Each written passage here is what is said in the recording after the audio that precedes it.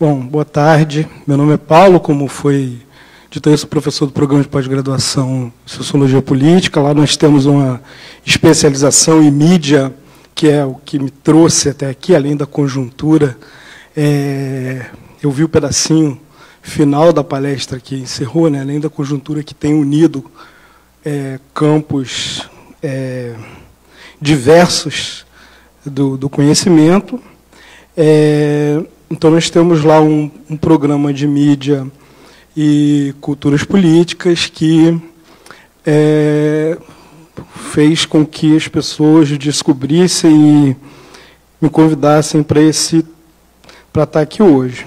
Bom, eu agradeço o Caos, agradeço ao FRJ pelo convite para estar aqui para falar de mídia, culturas políticas, fake news, uma análise do panorama brasileiro, né? Eu acho que é bastante oportuno essa fala numa véspera de primeiro turno de eleição. Eu vou tentar me manter aqui no que a gente lá na sociologia chama, a partir de um sociólogo do século XIX que chama Max Weber, no que a gente chama de neutralidade axiológica, ou seja, um distanciamento dos embates públicos que a gente tem assistido, das disputas de verdade, etc., né, para que a gente transcorra de forma mais, se é que é possível, da forma mais isenta possível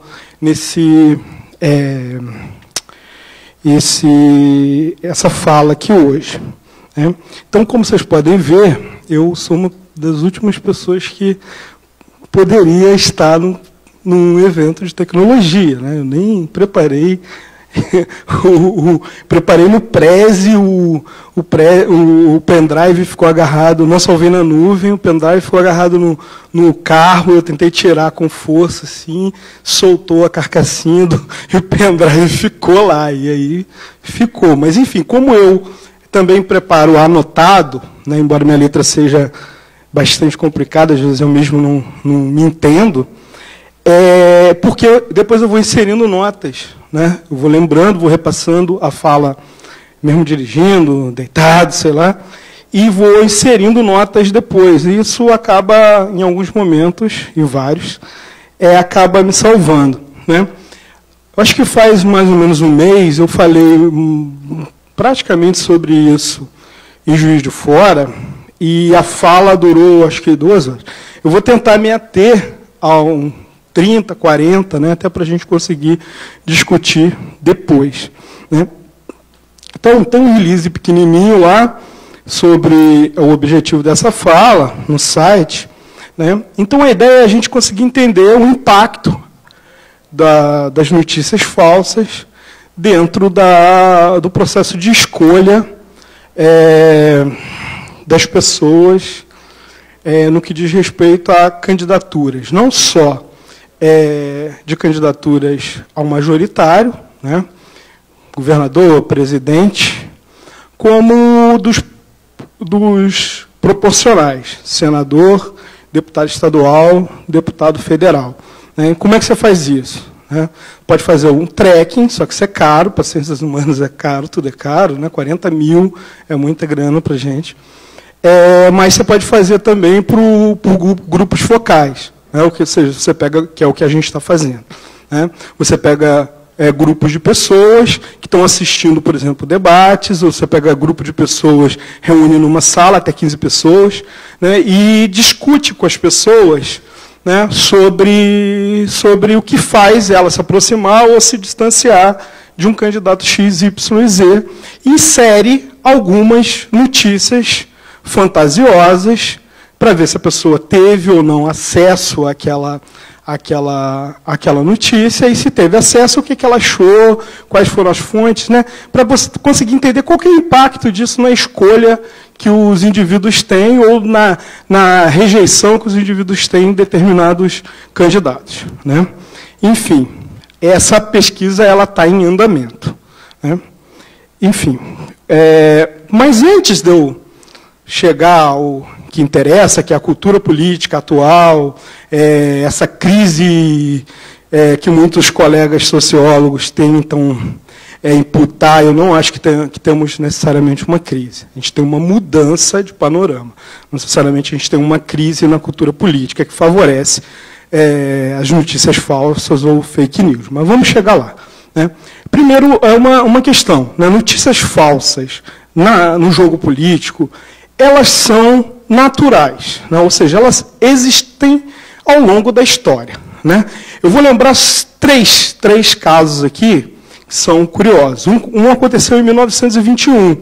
O então presidente, né, que era presidente da província de Minas Gerais, era o governador do estado de Minas Gerais, o Arthur Bernardes, o Correio da Manhã publica algumas cartas que, teoricamente, teriam sido escritas pelo Arthur Bernardes, desancando algumas figuras importantes da hierarquia militar, inclusive o Hermes da Fonseca. Né? Então,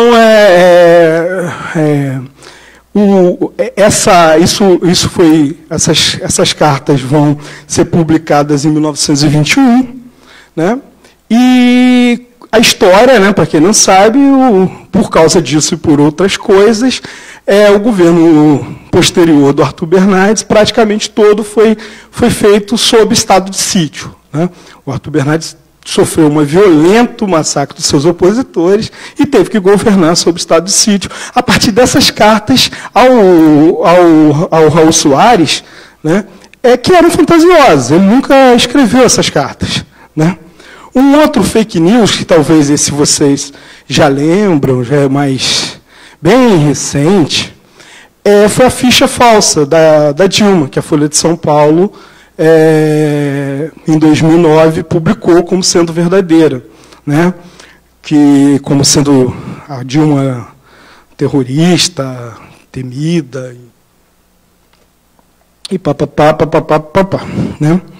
Eu não estou nem falando de versões opinativo, de versões interpretativas de jornais. Né? Isso aí está cheio. A gente pode abrir o jornal hoje e falar, olha, eu discordo peremptoriamente com essa matéria, que eu não estou falando disso, estou falando de uma ficha que nunca existiu, que eles depois disseram, né, se quiser dar no Google aí, eles disseram que chegou por e-mail. Agora, pelo amor de Deus, como é que o jornalismo, né, oficial, jornalismo, uma empresa de jornalismo, não checa as fontes? Beleza. O mais recente e engraçadíssima história, eu entro no Uber, logo depois daquela manifestação do Ele Não, e o rapaz, eu prefiro sentar na frente, aí vim assim, tinha um jornal Globo, aí eu tirei o jornal, botei no colo assim, aí o rapaz, eu falei, pô, deu gente pra caramba, aí ele falou assim, não, isso aí é falso, essa foto é falsa. Aí eu, que isso, cara? Aí ele, tá vendo esse prédio aqui? Esse prédio foi aquele prédio que caiu, eu não me lembro mais qual foi o ano, mas há pouco tempo atrás, aquele que desabou atrás do Municipal ali. Ele falou isso para eu, falei, não, rapaz, não é não, você acha, sinceramente, que o Globo iria botar, você pode ter todas as críticas ao Globo, tarará, mas você acha realmente que o jornal ia botar na capa, assim, uma foto falsa? Ele, então quer dizer que não é falsa? Eu falei, não é falsa, rapaz. Eu posso abrir o Google aqui e te mostrar uma foto, várias fotos de outras coisas. Não é. Não. Ah, mas eu recebi no meu WhatsApp dizendo que era uma foto falsa. Eu falei, mas assim é complicado, né? Porque o WhatsApp você está comparando com o mesmo peso de legitimidade que um jornal que podemos gostar mais ou gostar menos, mas que tem um compromisso de uma estabilidade, pelo menos factual, com o que realmente aconteceu. Eu não estou dizendo, e aí pode ser que para as ciências exatas isso soe estranho, eu não estou dizendo que a minha ciência, a sociologia, comporta versões sobre o mesmo fato. Né? Eu posso defender uma tese linda, maravilhosa aqui hoje, e você ir lá defender uma outra, desdizendo tudo o que eu disse, e nós dois podemos estar corretos. E vivemos com isso e, tranquilamente, vamos fazer nossa carreira acadêmica com isso. Então, a sociologia que trabalha com paradigmas rivais, né, dentro da sua própria Constituição, né, que é aquela ideia do Thomas Kuhn sobre paradigma, sobre ela ela se aplica precariamente à sociologia, mas mesmo assim existe a questão do fato. Né? Então, por que eu estou começando aqui por chamar atenção para 3 eventos da mídia, 2 que foram, que a gente chamaria de fake news, mais um que era verdadeiro, e as pessoas colocam os 3 na mesma... o que aconteceu? Que foi colocado os 3 na mesma rúbrica. Né? Primeiro é que, com o advento das redes sociais, da internet e do WhatsApp, né, a democracia ela vai ter que ser repensada. Né? Os espaços, a democracia ela foi pensada por umas bases, aí por isso que eu não faço o slide, porque eu já fui para uma outra discussão e deixei o que eu estava ali para lá. A democracia ela se faz em algumas bases, e quando a democracia clássica foi pensada no século XVIII, né, e as bases da democracia do século XVIII elas não se sustentam não é eu que estou falando isso, tem autores fora do Brasil já dizendo isso, elas não se sustentam a partir dessa nova ágora pública que é formada com a tecnologia. Né? Aí voltamos a nos encontrar, vocês e eu, e todos os cidadãos brasileiros. Né?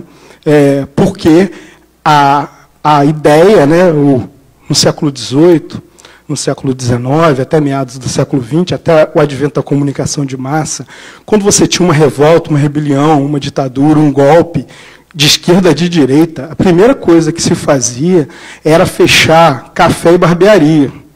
Né? Porque era o lugar, por excelência, da conspiração política. E por excelência da conspiração política masculina, porque as mulheres entram na política. Você tem a Rosa Luxemburgo, que é uma polonesa que milita na Alemanha, muito lá no começo, antes da Revolução Russa, antes do advento do nazismo, mas era minoria, tanto é que eu estou citando aqui, eu consigo citar nominalmente uma pessoa. Né? O nosso país tem cotas, né, para mulheres na política. Né?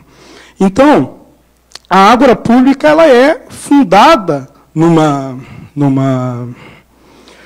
lógica e que, no meu entender, e aí falta a gente aprofundar isso, né, e eu acho que essa eleição, ela tem me dado muita dor no estômago, mas ela tem, por outro lado, como pesquisador, mais como ator político, mas como pesquisador, ela tem sido muito instigante, tem sido muito interessante para a gente testar algumas coisas. Né? Ao contrário, a gente precisa desses laboratórios que a gente não consegue controlar para a gente conseguir testar algumas hipóteses que nós temos. Né? Para não aborrecer vocês com essa blá, blá, blá, eu vou resumir bem pouquinho a base disso que eu estou falando aqui. Tem um alemão que ainda está vivo, ainda porque ele já é bem velho, né, que é o Jürgen Habermas. O Habermas ele eu acho que talvez o sociólogo, o filósofo mais importante vivo, talvez o pensador mais importante vivo, né, e que tem maior influência dentro dos escritos dentro das ciências humanas. Né. O Habermas ele tem um livro que chama Naturalismo e Religião, que ele vai tentar entender os impactos de ideias religiosas e de atores religiosamente orientados, né, na democracia americana. E ele vai advogar, ao contrário do que esse autor mesmo fez no passado, porque ele ainda é o último dos iluministas, é o último que vai acreditar que a razão pública vencerá o obscurantismo, etc. Né? Sem reformar muito o paradigma dele, ele vai dizer que os atores religiosos, só para não aborrecê-los, ele vai dizer, estou resumindo aqui o cara, ele vai dizer que os atores religiosos têm direito, e no que eu concordo, de falar no espaço público. Né? Aí um adendo aqui. A política é moral. As pessoas dizem, a moral invadiu a política. Não, a política é moral, igualdade é moral. Se eu acredito que as pessoas têm que ser mais iguais do que diferentes, ou se eu acredito que as pessoas têm que ser mais diferentes, eu estou falando financeiramente, se eu acredito que as pessoas têm que ser mais diferentes do que iguais, isso é moral. A política é moral porque os seres humanos são seres morais. né? Não é moralismo, é moral. Né? Nós emprestamos coisas, né? Nós somos morais. Tem alguns filósofos da ciência que mostram que até mesmo pesquisas que são levadas a cabo por cientistas das ciências não humanas, né? Não das ciências humanas, eles têm uma dose de moral. Né? A gente não consegue abstrair isso. Nós temos método, nós temos testes, temos hipóteses para tentar controlar, mas isso não é feito. Mas, geralmente, o campo científico é o campo menos moral. Né? E o campo da política é o campo da moral. Né? Enfim, o grande problema é quando a gente tem alguns curtos-circuitos, que é o que a gente está acontecendo agora, é quando a gente tem uma mudança de constituição de grupos sociais. Né? E aí isso serve tanto para os que se auto-intitulam de esquerda, quanto os que auto-intitulam de direita hoje, na vida política brasileira.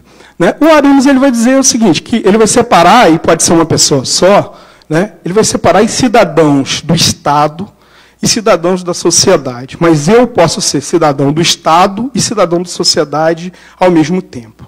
Né? Cidadão da sociedade é aquele cara que vai compor as leis junto, ele vai se entender como artífice das leis. Né? Ou seja, nós saímos aqui, vamos à Cinelândia, fazemos uma manifestação, pressionamos os nossos governantes a votarem X, Y, Z, pegamos uma caravana, vamos para Brasília.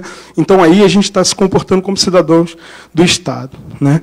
Mas, ao mesmo tempo, a gente é cidadão da sociedade na maior parte do tempo. Ou seja, a gente aceita tacitamente a maioria das leis como entendimentos públicos tranquilamente. A maioria de nós entendemos as leis e transitamos dentro delas sem pensar muito. Né?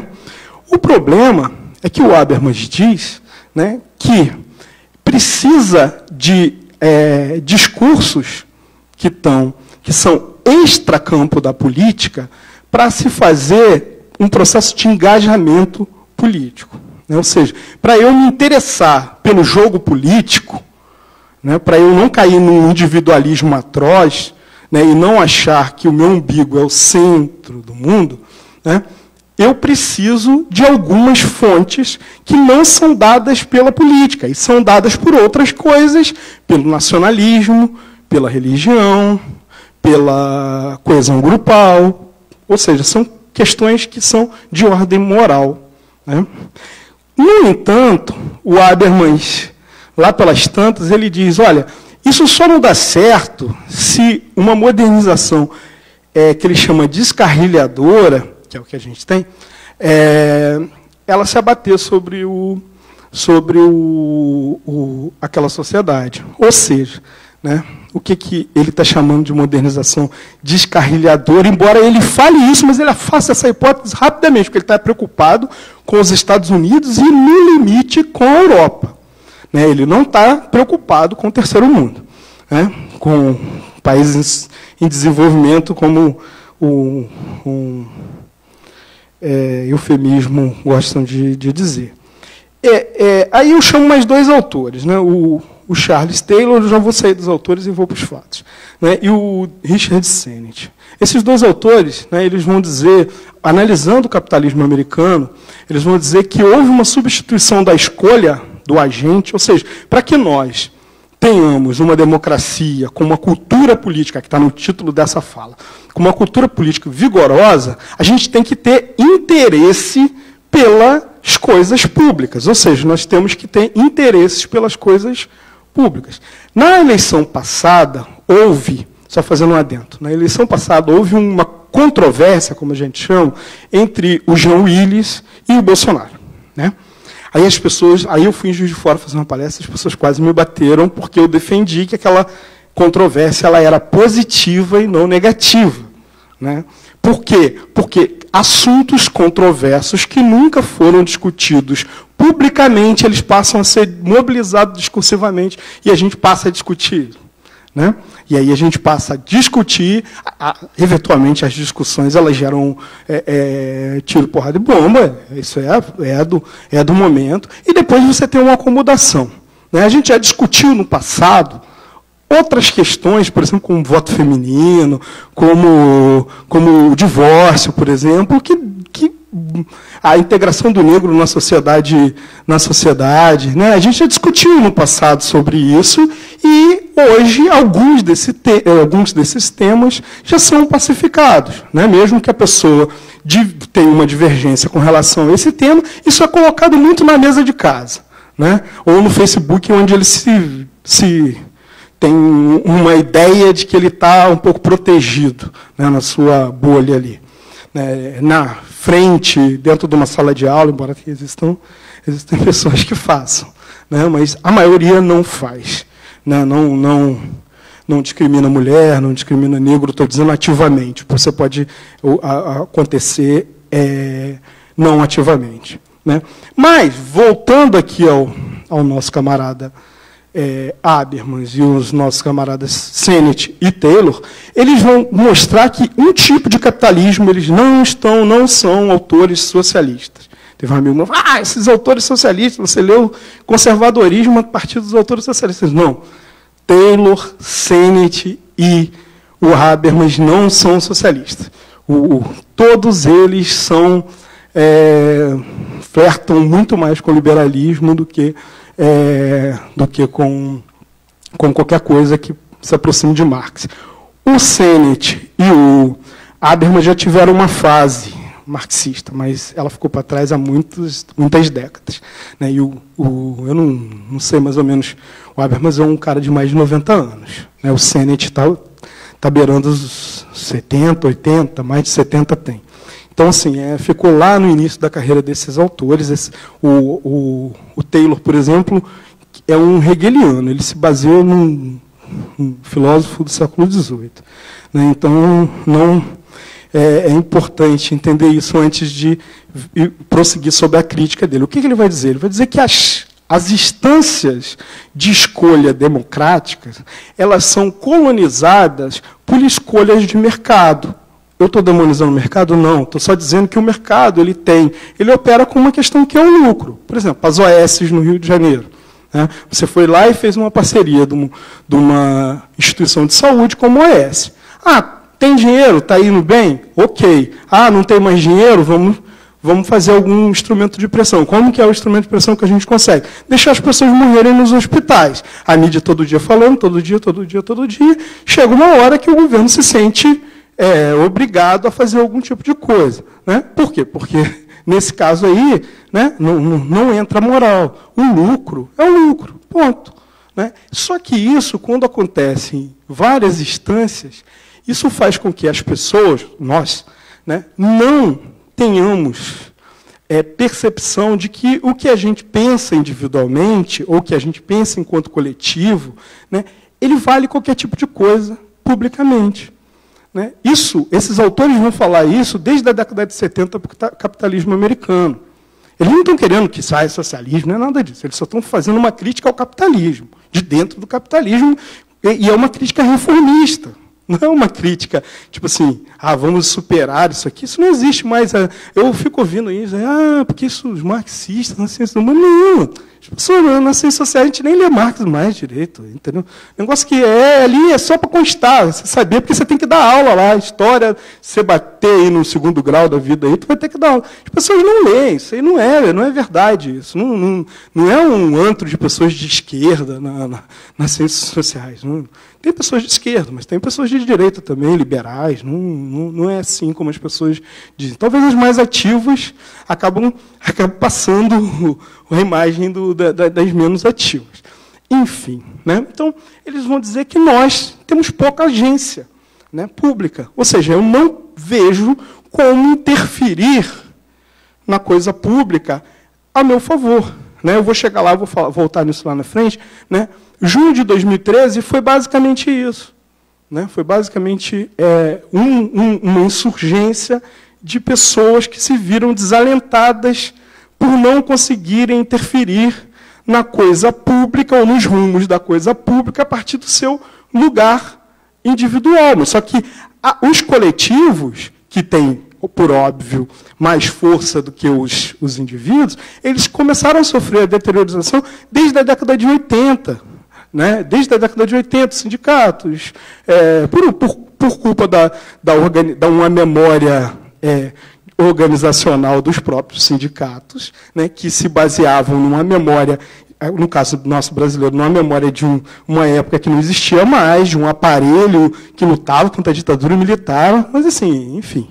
Né, e eles continuavam usando aquelas armas, né, mas fomos adiante e nada aconteceu de mobilização. Né? Então, a gente tem a Constituição de 1988. O que a Constituição de 1988 pensava? Olha, a gente não tem povo mobilizado, sociedade civil, a gente só tem parcelas da sociedade civil, mas a gente vai fazer uma Constituição a si mesmo, porque depois que a gente fizer a Constituição, as pessoas entram.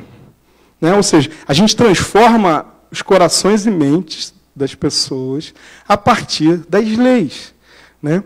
Isso aconteceu, em parte? Sim. Né? Você tem uma paulatina inclusão de grupos que estavam não incluídos no processo após 88. No entanto, né, muita dessa inclusão ela foi via o que a gente chama de cidadania pelo mercado. Né? Isso aconteceu no governo Fernando Henrique. Eu não vou nem falar do Collor, que foi muito caótico, está até ali para falar, mas não vou falar.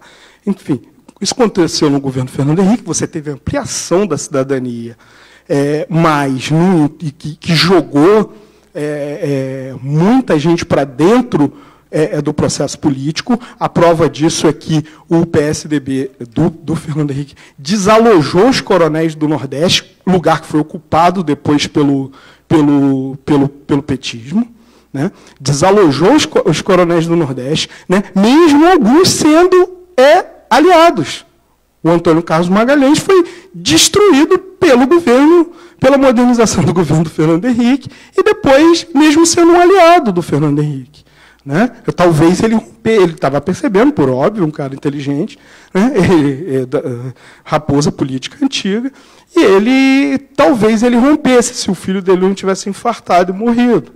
Né? Ele era um candidato a fazer essa ruptura, né? E acabou infartando e morrendo. O governo do Lula vai aguçar essa inclusão, né?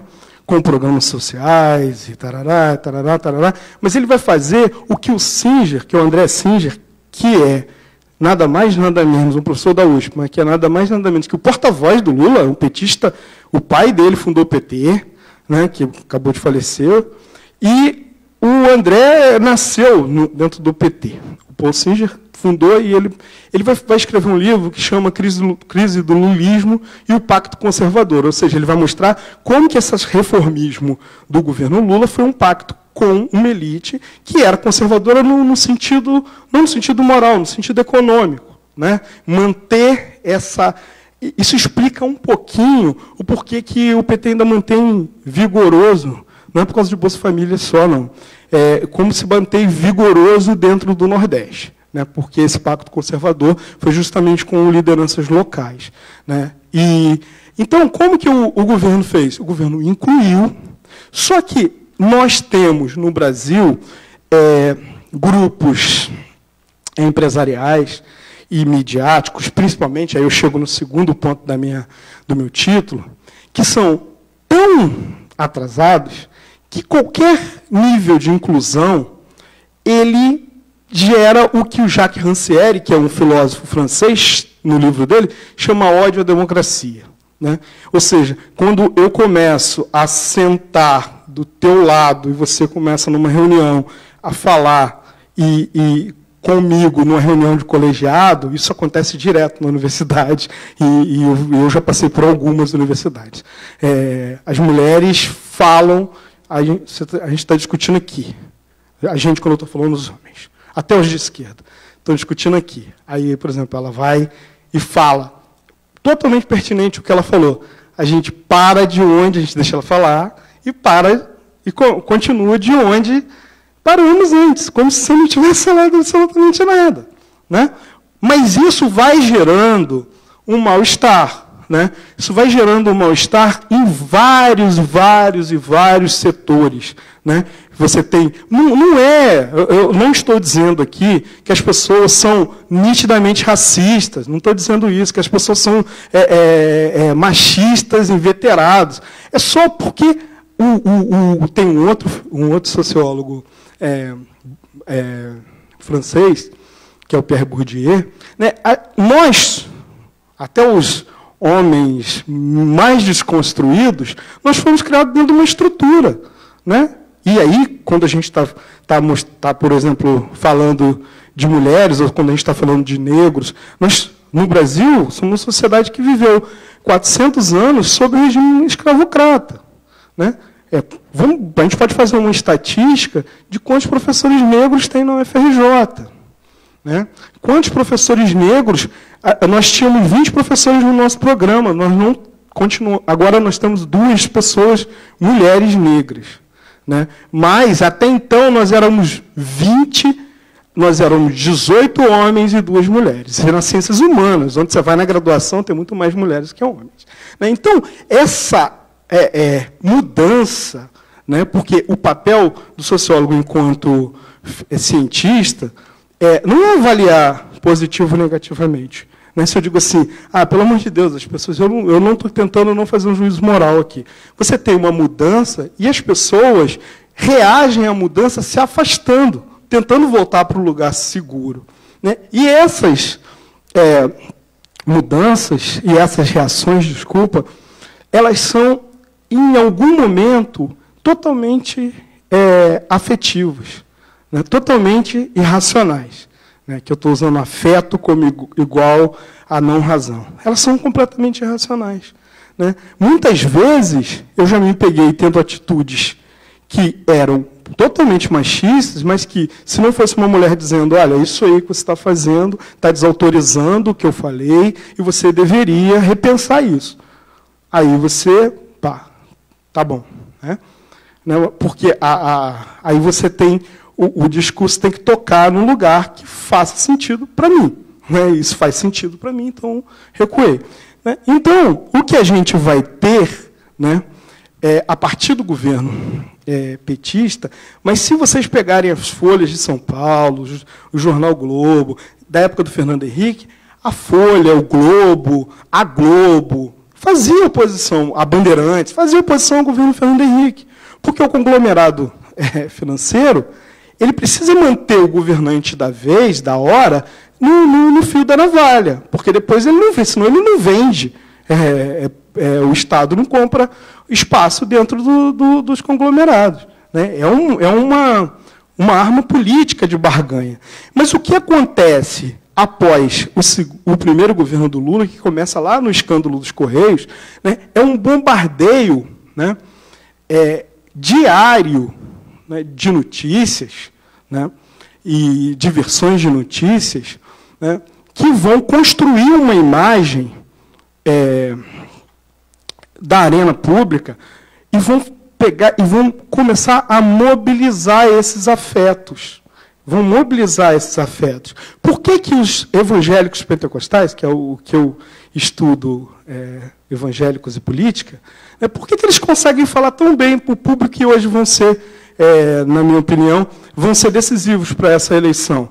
Porque eles conseguem vocalizar esse mal-estar. Eles conseguem vocalizar. Não tem nada que as pessoas são idiotas, vão seguir a ideia do pastor. Não é isso. As pessoas se sentem mal. E os pastores ganharam legitimidade dentro do próprio governo do PT, porque foram aliados. O Silas Malafaia apoiou o Lula, o R.R. Soares, o Valdemiro, o Edir Macedo nem se fala, apoiou até o governo da Dilma, colocou ministro e tudo mais, o Crivella foi ministro, o ministro do Esporte também era da Igreja Universal. Ou seja, por que eles fizeram essa ruptura? Não vou entrar nisso aqui, senão isso dá pano para manga. Mas, enfim, o que acontece é que você vai tendo um esgarçamento dentro da arena pública e grandes massas de pessoas que não se mobilizavam politicamente, elas passam a se mobilizar. Só que elas não se mobilizam a partir do entendimento. Quem viu o debate ontem, viu os debates todos, né, que chega a dar a náusea, porque as pessoas não discutem propostas.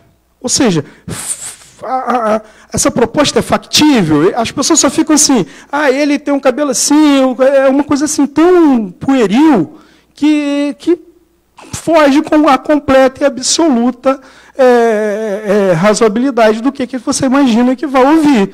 Não, eu quero ouvir, o que vai acontecer com a universidade? Mas, eu vou fazer isso. Vai fazer como que você vai fazer? Né? Como que você vai fazer? Por exemplo, eu vi na entrevista lá, a entrevista que o Bolsonaro deu para a Record, ele disse assim, não, a gente tem que mudar as universidades e transformar as universidades em mais voltadas para o mercado. Eu até concordo que alguns cursos isso possa acontecer. Mas, no entanto, como que você vai fazer? Tem autonomia universitária e os grupos de pesquisa. Porque quem determina o que vai ser ensinado na sociologia, nas ciências sociais, né, são os grupos de pesquisadores, uma high society de pesquisadores, né, que se reúnem anualmente no Ampóquis, lá em Caxambu. A gente é que determina o que vai para baixo. Né? Não são as pessoas aqui Como é que você vai fazer? É um processo tão complicado de se mudar por uma canetada que eu ficaria curioso para poder saber como é que se faz isso. Os grupos, vocês, eu, nossas disciplinas, nós temos autonomia. Mas, enfim, voltando para a nossa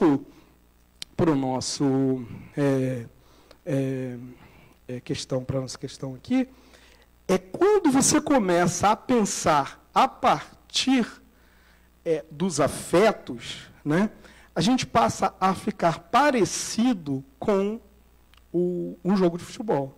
Não me interessa se aquele gol lá do Márcio Araújo contra o Vasco, ele estava impedido, não sei o que, não. Eu sou Flamengo, eu quero mais que o Vasco perca, gol impedido na prorrogação do segundo tempo, como, por exemplo, os botafoguenses comemoram o título lá de 89 com o empurrão do Maurício, e tem mais a comemorar mesmo. Quer dizer, a gente entrou nesse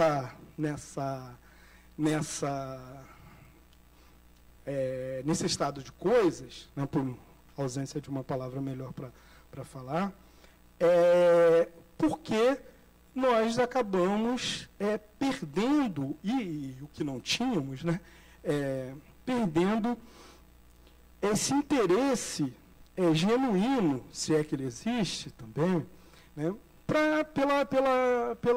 pela política. E nós passamos, né, e aí eu vou fazer um adendo daqui a pouco, e nós passamos a nos comportar como massas, como claques de time de futebol. Né? Então, é lógico que existem alguns grupos, inclusive alguns que foram banidos pelo Facebook, depois que fundamentam aquilo no fake news. No entanto, existem grupos de esquerda também, existem colegas meus que são professores universitários, que passam foto do PM. Eu falei, cara, olha aí, essa foto aí, esse PM aí, essa é uma farda, o cara não é carioca, né? O cara mora em Minas, mas enfim. Essa farda é uma farda da década de 90 da PM, cara. A farda da PM não é essa, isso aí não é verdade. Aí, não é verdade?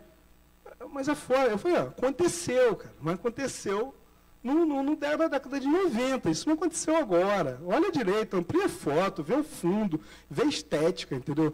É fácil você saber que não é, mas a pessoa não está interessada. Ele queria mobilizar aquilo ali, porque ele já acredita previamente, que ele vem como sendo uma confirmação do que ele acredita. Vem como sendo uma mobilização do mal-estar que ele está sentindo. E quanto mais agudo isso vai se tornando, quanto mais isso vai se tornando agudo, mais a gente vai conviver dioturnamente com esse tipo de notícia falsa. Né? E o mais interessante é que nós lá para não falar que eu não falei uma frase do Marx, mas o Marx tem uma frase que é interessante, que é não fazer previsões para os caldeirões do futuro. Né? Mas agora assim, muito provavelmente a coisa tende a piorar. Né? Para quem lida com segurança da informação, me falaram que tem um grupo aqui que lida só com fake news, etc. vai ter um filão aí para poder explorar de artigos, de projetos, etc., né, se a gente continuar tendo financiamento para fazer pesquisa, né, porque isso vai aumentar. Né? Agora vamos dar um passo atrás. Né? Por quê? Como que a nossa democracia estava pensada? Né? Você tem o parlamento. Né? O parlamento era uma espécie de colchão entre as nossas ideias, nossas fúrias, nossos afetos e as leis. Né? Imagina, se tudo que a gente pensasse, se todos os nossos afetos, os nossos mal-estares, eles se transformassem em leis. Né? A gente ia ter uma salada completa. Então, você tem uma certa segregação da democracia, ou seja, uma não radicalidade da democracia, que acaba sendo salutar para nós que vivemos como cidadãos da sociedade, como disse o Habermas, né? Para a gente não toda hora tentar. A gente não é Suíça, né, que é um país pequeno. Nós não somos Portugal, que tem 10 milhões de habitantes. Né? Nós somos um país muito diverso, muito complexo. E a gente não dá para ir um referendo, é caro, né? Governar por referendo, igual a Marina quer, é caro. Toda hora você vai fazer um referendo, pelo amor de Deus. Né? Isso não existe. Eu concordo também que com um congresso do jeito que a gente tem, é difícil. Mas, enfim, né, isso também faz parte desse caldo de cultura política que temos, né? E esse desgaste, na medida em que você passa o ano inteiro dizendo que acredita em uma coisa e preocupado com, vamos supor, com uma palavra de ordem da moda, né? Preocupado com a corrupção, e a primeira coisa que você faz é votar num deputado estadual, um deputado federal que é envolvido em casos de corrupção mais que provados. Então, isso é totalmente surreal. Você pode rechaçar como o presidente, mas em outros níveis você acaba compactuando, porque o que faz você escolher são outras coisas que não necessariamente esse mesmo afeto que move você para presidente. Né? Então, você teve, com o WhatsApp, você teve quase que um processo a fórceps de uma democracia direta. As pessoas, você olha, por exemplo, aumentaram os casos que chegam até nós, por exemplo, de pedofilia. Né? Aumentaram o número de pedófilos, a sociedade é tão patológica, assim, pensando do ponto de vista da psicanálise? Não acho que seja isso. Eu acredito que essa conexão que você tem, primeiro a ideia de que a rede te dá um anonimato, né? E ela te coloca, em sendo anônimo, ela te coloca numa suspensão da sua persona, né? E você consegue dar vazão a certas coisas que nas relações sociais face a face você jamais faria. Né? E isso conecta pessoas. Né? E, mais ou menos, sendo um raciocínio bem grosseiro aqui, em virtude do tempo, mais ou menos o que acontece com casos de pedofilia, acontece com fluxos de ideias normais. Né? Nós vamos com cada vez mais fluxos de ideias e nós começamos a dar mobilização discursiva a esses afetos ruins que estamos sentindo. É esse mal-estar, né? De tu ficar com medo de chegar no fundão e estacionar o carro, aí tu fica ali, meio com medo de ser assaltado e não sei o quê, e você tem medo de andar pela cidade, você tem medo... Quer dizer, todos esses medos que sentimos, né? O nosso, como carioca, que eu acho que o mais presente talvez seja esse medo da violência, né? Eles são mobilizados ali por notícias verdadeiras, mas também por muitas notícias falsas, né? Que são falsas porque são contrafactuais, né? Mas elas acabam sintetizando momentos, né? E aí o que os caras em algum momento vão chamar essa porra de pós-verdade, né? E eles começam a sintetizar angústias que as pessoas de fato estão sentindo, então as pessoas aderem àquilo. Né? E a copresença e o bombardeamento é tão intenso que não tem tempo de checar. Né? E assim, de fato, né, uma fofoca é muito mais legal, às vezes, do que uma coisa real, né? Porque ela é mais tematizada, ela vai vir com um enredo, ela vai vir com uma imagem, etc. E às vezes as pessoas preferem acreditar naquilo do que checar aí.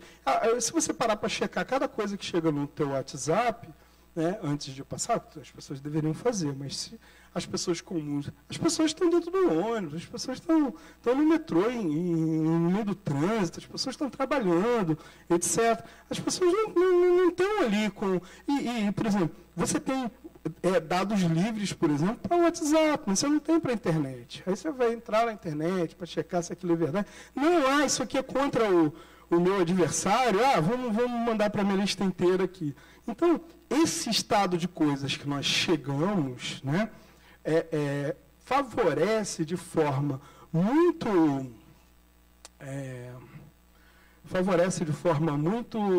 peculiar, vamos dizer assim, ou muito aguda, é melhor, né, a disseminação e a força dessas notícias falsas, né? E nós não estamos diante de algo novo, né? Mas as notícias falsas, a moral na política, etc., etc., as pessoas, elas vão ter que aprender a conviver com atores políticos que se dizem publicamente como sendo de direita, e as pessoas de esquerda parece que elas acham, olha, que horror, esse cara é de direita. Não estou dizendo de direita fascista, não. Estou dizendo um cara liberal de direita. Eu posso sentar no bar com um amigo meu liberal de direita, que beber cerveja com ele, sem querer meter a mão na cara dele, nem é mim. Beleza. Né? Você tem níveis de civilidade, que são mais ou menos pactuados por nós. Pode chegar um tempo que a gente acha que os negros são inferiores, as mulheres são inferiores. Pode. Infelizmente pode. Infelizmente pode. A gente pode retroagir nos marcos civilizatórios. Né? Autores até a década de 70, 80 achavam que isso era impossível, que a gente ia a vida inteira para esclarecimento. Estamos chegando aqui à luz, vamos encontrar a luz, seja a direita, seja a esquerda. Né? Nós vamos chegar, você tem o Francis Fukuyama, que é um cara liberal, né? Um economista liberal, cientista político, que trabalha no governo dos Estados Unidos, que ele escreve um livro que ficou muito famoso, que chama O Fim da História. Né? Ele é liberal. E o Hobsbawm, que é um historiador muito conhecido também, e de esquerda, pensa mais ou menos que a história só vai acabar quando superar o modo de produção capitalista. Quer dizer, isso não é peculiaridade de direita ou de esquerda, isso é uma peculiaridade de um tipo de pensamento. Né? As coisas, quando chegarmos ao final, tudo estará resolvido. Só que hoje a gente consegue perceber, né, o que um outro filósofo, também francês, que é o Gilles Deleuze, chama de onicrise. Né? Nós estamos na gestão da crise. Não vai resolver. Até a economia passa daqueles modelos liberal clássico e keynesiano clássico, né, onde você resolvia em determinado momento o problema, ou através de regulamentação do mercado, ou a partir de uma regulação do mercado, seja a vertente que você adote, ele deixa de ter centralidade. Né? Ele passa, as pessoas creem com bastante firmeza, que é quase que impossível resolver os problemas. Então, o que nós vamos fazer? Nós vamos fazer uma gestão dos problemas. Né? É mais ou menos como aquele plano de contingenciamento que o Eduardo Paes fez de desabamento no Rio de Janeiro. Né? Uma zona aqui é uma zona de risco. Tem como fazer casa para todo mundo?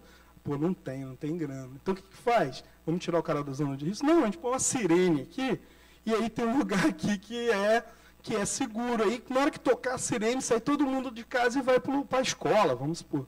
A maioria das vezes é uma escola. Né? Vai todo mundo para a escola. Ou seja, eu não resolvo o problema, mas eu gerencio o problema. Né? A gente muda esse enfoque, né? E desde a década de 70, isso tem um outro filósofo francês, que é o Jean-François Lyotard, que ele vai ser contratado pela Universidade do Canadá para fazer um estudo sobre a mudança de paradigma científico na área de tecnologia. Ele vai escrever esse trabalho e depois ele vai publicar como um pós-moderno. Né?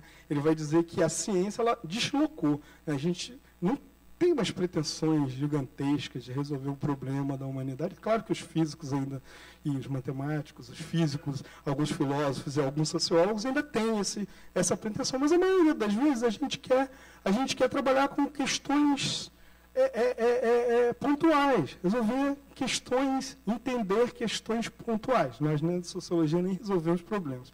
Nós só entendemos os problemas e deixamos para o pessoal que põe a mão do gestor público para poder resolver. Partindo agora para finalmente, até para vocês conseguirem falar alguma coisa, o que quiserem, etc., divergir, falar, etc. Enfim, segurança 2013. Tá, então, o que a gente começa a ter lá em 2013 com a manifestação, e que as pessoas ficam até hoje batendo cabeça para poder entender o que é, né? Você destampa a caixa de Pandora, né? Aí lá na caixa de Pandora sai tudo, né? A última coisa que fica na caixa de Pandora é a esperança, né? Esperança, por isso a gente fala, a esperança é a última que morre. A última que fica na caixa de Pandora, na mitologia grega, é a esperança. Então, você destampa a caixa de Pandora e sai de tudo. Sai tudo que estava, no tempo psicanalítico, tudo que estava recalcado. E vem tudo para cá. Por quê? Porque você teve um crescimento financeiro, uma opulência financeira, né? E, ao mesmo tempo, esse crescimento, isso é normal, isso aconteceu na social-democracia europeia. Não sei porque as pessoas se assustam. O movimento pendular, liberal, conservador, liberal, social-democrata, isso é normal, isso acontece de tempos em tempos. Eu, como ator político, vou lá, vou espernear, vou brigar, vou pegar minha bandeira, tá lá. Mas enquanto sociólogo, isso é natural. Não tem assim, grandes crises, grandes celeumas com relação a isso, né? Então você tem. E as pessoas ali, os conglomerados midiáticos, eles perceberam que existia uma coisa ali que dava para ser explorada, existia um mal-estar ali. É lógico que eles não queriam, nem a esquerda, nem a direita, nem a Globo, nem a Record, ninguém queria o Black Bloc, né? Porque os caras são excesso de semântico, né? Não dá para traduzir a violência pura ali, né? Era no coração do sistema. Aquilo tem que ser colocado para fora, né? Mas os grupos aqui, cada um ao seu modo, tentaram mobilizar, né? Você tem a passeata do Ele Não, coisa assim que para mim foi extremamente surpreendente pela quantidade de pessoas, né? E você tem as manifestações da Fiesp lá, que culminaram com o golpe lá da Dilma, e mobilizaram pessoas que chegavam lá e tomavam champanhe, e muitas vezes também as pessoas também, elas assim, ficam surtadas. Aquilo ali é uma performatização. Nem me assusta a mulher lá, loura, na Paulista, bebendo um champanhe com o bonecão do Lula de presidiário, como não me assusta a garota que tira a blusa e mostra os peitos. A nossa ação pública é performática, ainda mais em tempos de lutas que nós estamos tendo por atenção, né? As pessoas hoje, se vocês pegarem o discurso do incontornável, né, do Bolsonaro, desde a década de 80 até hoje, vocês vão ver o tanto que ele se transforma, né? Por que o Bolsonaro é da base do governo do Lula? Né? Então, por que ele foi para o... Você tem uma disputa, além da disputa política, aí é da ciência política, não tenho tempo para discutir isso aqui, né? Que, por exemplo, que deslocou um partido social-democrata com o PSDB, né? A partir do momento que o PT ganha, e que muitas bandeiras da social-democracia são efetivadas pelo PT, o PSDB perdeu o discurso. O que eu vou fazer? Aí o que eu vou fazer? Eu vou vir à direita, porque à esquerda eu não posso ir. A esquerda já tem PSOL, já tem PSTU, já tem... Né? Aí eu vou à direita. Eu faço o discurso da direita, né? Sem nenhum moralismo aqui com relação a isso. Eu faço o discurso liberal, o radicalismo, o discurso da família, tarará, tarará. Eu estou aqui, né? Mas aí, de repente, apareceu alguém que fazia melhor esse discurso, né? Que mobilizava melhor esse discurso, né? Então, essa atenção pública é um segundo ou terceiro elemento importante para a gente entender o porquê que as pessoas perdem tanto tempo escrevendo textos no Facebook, né, e discutindo, né, e querendo ganhar likes, e querendo... e como antes, né, que éramos identidades relacionais, ou seja, é como se fosse um jogo de xadrez, ela põe um cavalo, eu puxo a minha rainha, ela joga o bispo, então nós estamos a todo momento fazendo isso, né? Nas identidades políticas é assim também, né? A gente vai, elas não são fixas, né? Elas vão se transformando, né? Eu agradeço, senão minha mãe vai me esperar lá para sempre. Eu agradeço vocês, agradeço a paciência de terem me ouvido, e se der tempo e eles quiserem perguntar alguma coisa, está aberto. Obrigado.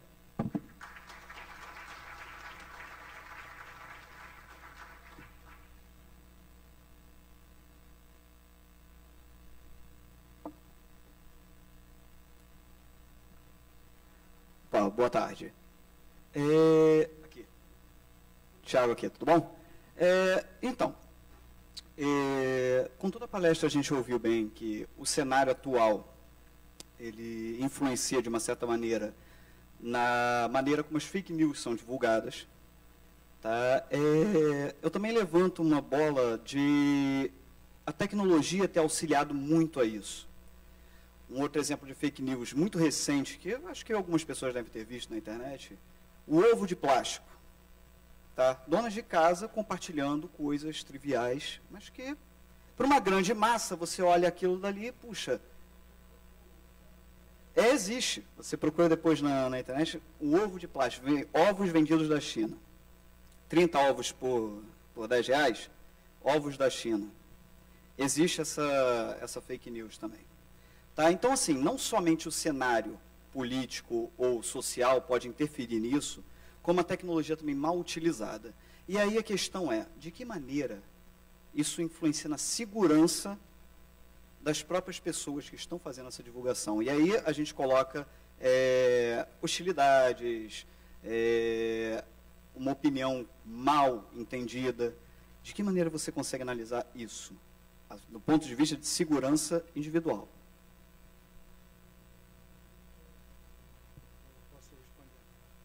Bom, obrigado pela questão. Eu me foquei aqui na questão pública, política, né, mas por causa da proximidade, mas a gente podia ter falado, por exemplo, da questão das vacinas.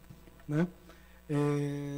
Eu moro num lugar um pouco distante, né, lá em Itaipu, em Niterói, e lá eu chegava, eu estou com um nenenzinho de 1 ano, e eu chegava para vacinar e era comum. Eu ouvia as mães e os pais dizendo, não vacina, porque isso aqui vai acontecer isso, porque eu recebi... Quer dizer, você deixa de vacinar o seu filho no lugar em que, por exemplo, a febre amarela era endêmica, porque tem muita região de mata próxima, eu, por exemplo, como esse caso do ovo de plástico, é super... ou como outros casos, né? Embora eu não acredite, aí respondendo a sua pergunta bem direto, embora eu não acredite que a gente tenha etapas para cumprir da modernidade europeia, tarará, mas a gente tem um salto, né? A gente tem pessoas que interpretam, que têm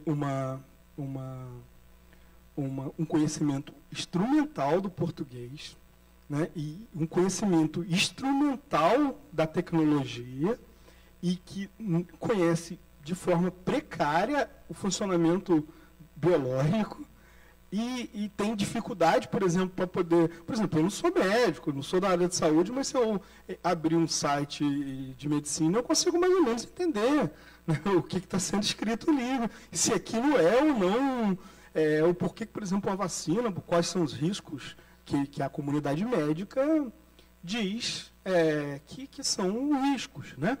Mas você teve, com essa explosão da informação e da informação ruim, um processo de deslegitimação das instituições. Né?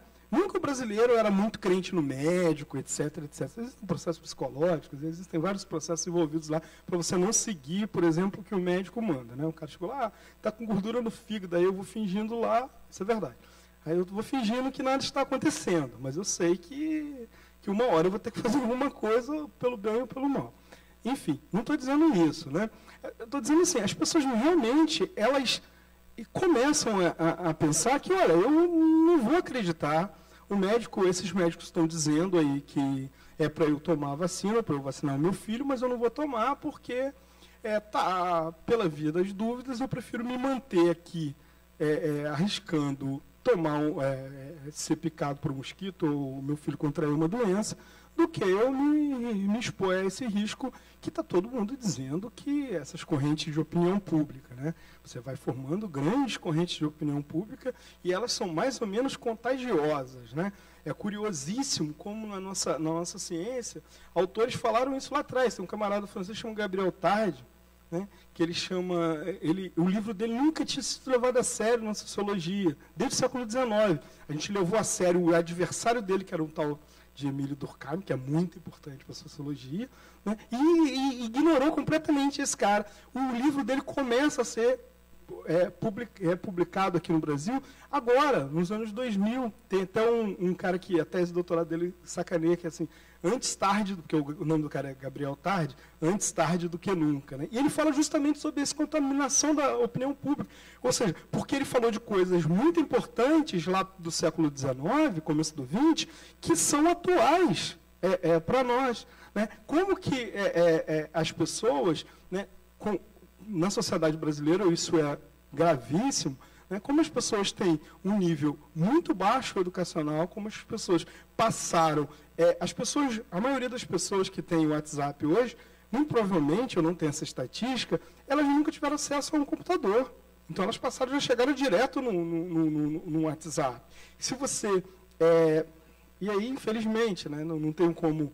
a nossa sociedade é extremamente segregada. Outro dia eu fiz uma pesquisa nos meus 1.100 e tantos amigos lá do Facebook, a maioria são pessoas da universidade, né? Ou seja, ex-alunos, ex-colegas, quer dizer, eu não tenho muito como medir, né? Mas a maioria das vezes, quando eu tenho acesso a essas notícias falsas, dessa pesquisa que a gente está fazendo, eu vejo que o português é inteligível, né? A dificuldade de interpretação, e muitas vezes você escreve uma coisa, as pessoas realmente elas não entendem o que você disse de fato. As pessoas dizem assim, mas você está dizendo... Teve um dia que eu escrevi no jornal e coloquei no Facebook, o jornal mesmo me linkou no Facebook, falando que a maioria era uma análise política, sim, o IBGE, que a maioria dos evangélicos são pobres, ainda são pobres, e têm menos instrução do que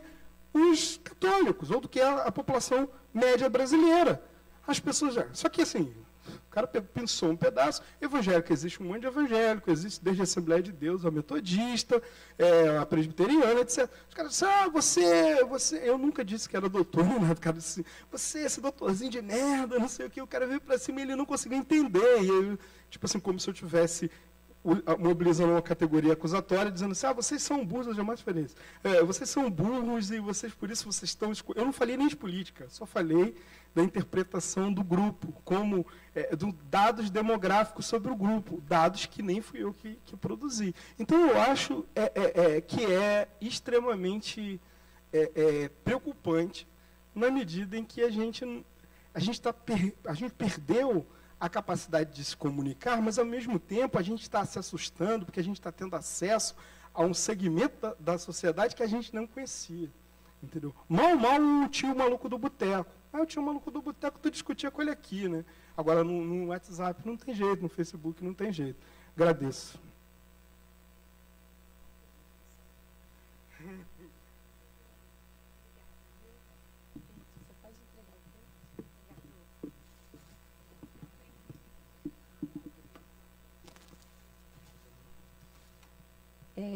Queria agradecer o Paulo por ter vindo aqui, né, palestrar para a gente. Pela programação, nós teremos Eu vou aproveitar e estender o convite para você também, tá, Paulo? Pode ir tirando a foto ali com o Lídio, enquanto eu vou dando um recadinho aqui para o pessoal. Então, a gente tem uma mudança na programação.